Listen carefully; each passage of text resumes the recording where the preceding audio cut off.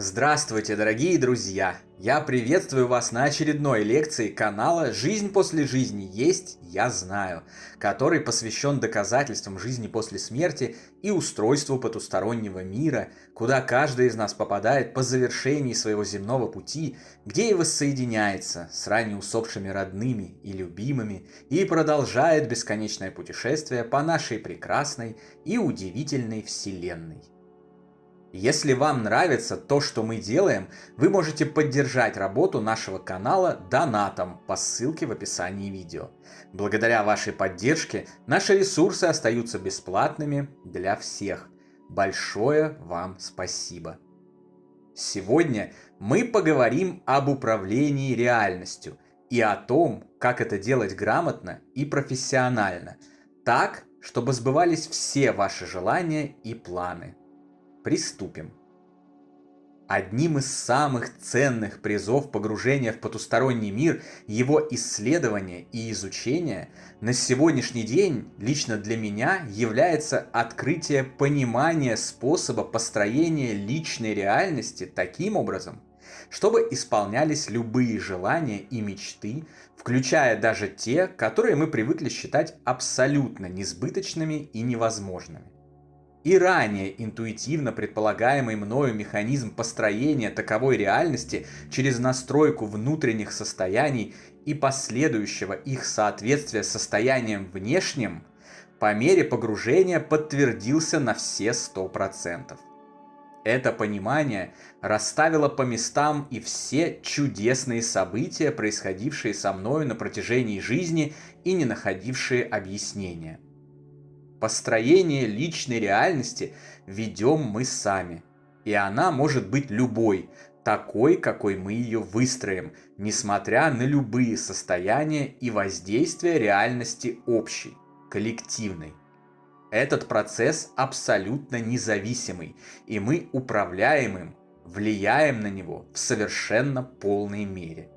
Нет никаких запретов, ограничений, наказаний и вознаграждений, как нет и запретителей, ограничителей, карающих и вознаграждающих, существованием коих так любят упиваться воплощенные люди, привыкшие жить в насквозь пропитанном бюрократией земном мире под пятой различных начальников-сумасбродов, царей, правителей и диктаторов. Если отбросить эти, созданные другими воплощенными людьми иллюзии и мороки, глобально, истинно и реально есть только наша абсолютная свобода воли поступать так, как нам хочется, воплощать те желания, которые у нас есть, идти тем путем, который мы выбираем сами, и строить вокруг себя ту реальность, которую мы таким образом желаем, жаждем и воплощаем.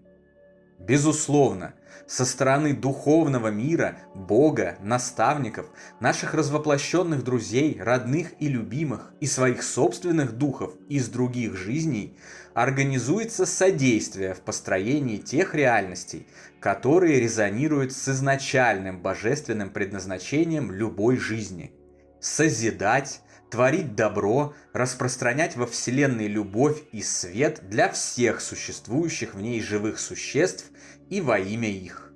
Но это ни в коем случае не определение пути, его выбора, не навязывание тех или иных решений, а лишь посильная помощь в уже выбранных. Более простым языком, нам помогают идти по пути добра и никак не препятствуют, если мы выбираем путь зла.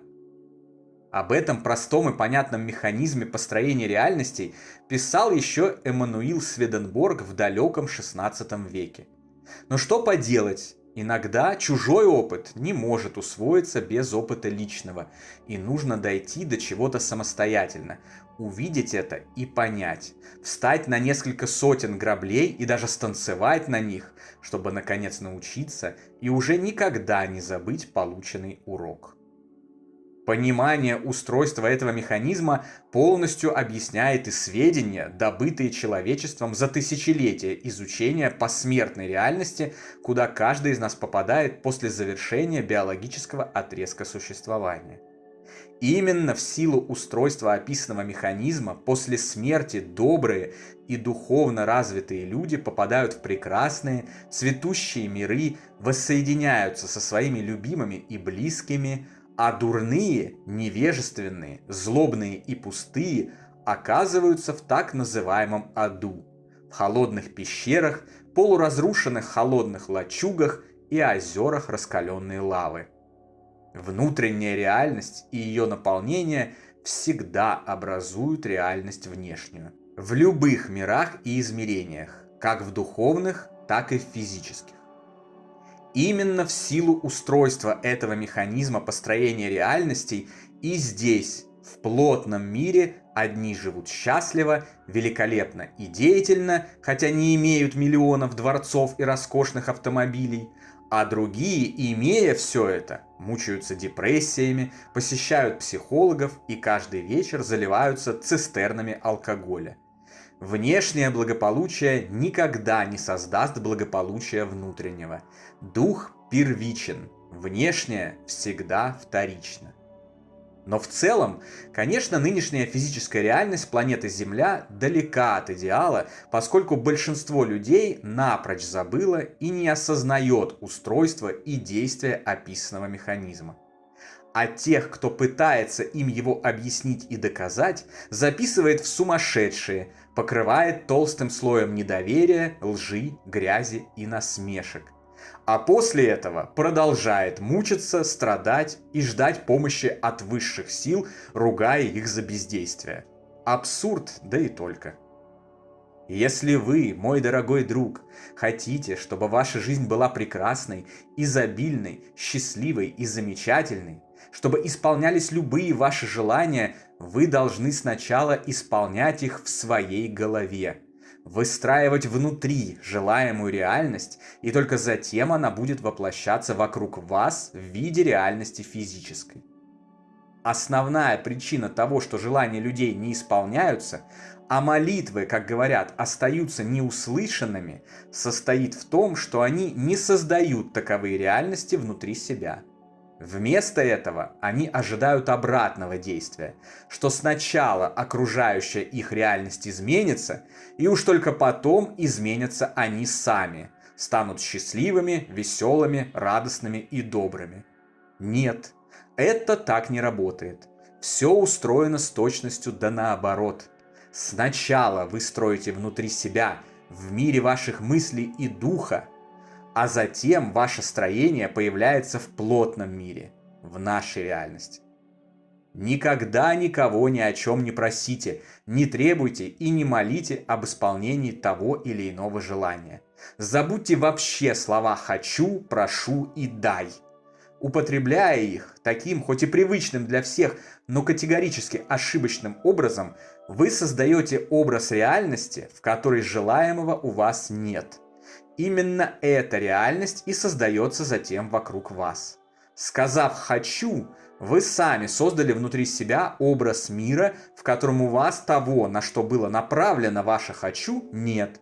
Чего же вы удивляетесь, что именно такой мир после этого и был создан вокруг вас? Все логично и закономерно. «Прошу тебя, Вселенная, пошли мне 1 000 000 рублей». Не пошлет. «Взываю к тебе, мой ангел-хранитель, защити меня от злых людей». Не защитит. «Молю тебя, Господь, спаси моего любимого от смерти». Не спасет.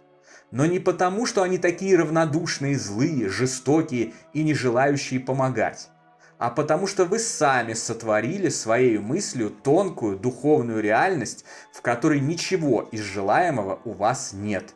А после этого сотворения она немедленно стала строиться вокруг вас физически.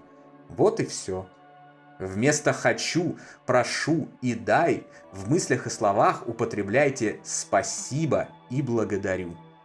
Благодарите сущее и оперирующие в нем силы за 1 000 000 рублей, защиту от зла, крепкое здоровье, спасение любимых от смерти и все остальные ваши мечтания так, как будто вы это уже получили и у вас это уже есть. В этом случае ваши желания обязательно будут исполняться. Разумеется, делать это надо искренне, а не для галочки. Делать это необходимо, радуясь и наслаждаясь дарованной жизнью в любых ее проявлениях, а не из корысти получить что-то нужное здесь и сейчас. Если же вы совместите лично желаемое с бескорыстной службой во имя ближнего, с употреблением своих талантов на благо других и с уже описанными изначальными целями и задачами Вселенной, то для вас не останется вообще ничего невозможного. Вы превратитесь в глыбу, могущественное существо, исполняющее любые, даже самые невозможные желания, словно по мановению волшебной палочки в самые короткие сроки. Кстати, волшебная палочка – это не выдумка. Это древнее метафорическое описание этого самого механизма, про который я рассказал вам только что.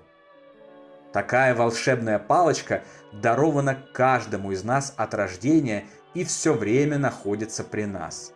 Проблема состоит только в том, что люди сами не прибегают к ее помощи или не понимают, как ей нужно пользоваться, потому что не читают инструкцию по применению. Но теперь вы знаете, как нужно пользоваться вашей волшебной палочкой так, чтобы она работала по своему прямому назначению и исполняла все ваши заветные желания. Мастерок, кирпичи и раствор для построения вашей личной изобильной, цветущей и прекрасной реальности, а через нее и реализации изменений к лучшему в реальности общей и коллективной, у вас в руках. Так не медлите же, приступайте к этой грандиозной, захватывающей стройке, и да пребудут с вами счастье, свет и любовь. На сегодня это все, дорогие друзья. Дополнительную интересную и полезную информацию за пределами лекций, ответы на ваши вопросы о жизни после смерти в целом и по этой лекции в частности, а также познавательные статьи о потустороннем мире вы найдете в нашем телеграм-канале. Ссылка на него, как всегда, в описании видео и на экране. Добро пожаловать! Встречаемся на новой лекции здесь же, на нашем YouTube-канале. А пока всего вам самого лучшего, волшебного и замечательного.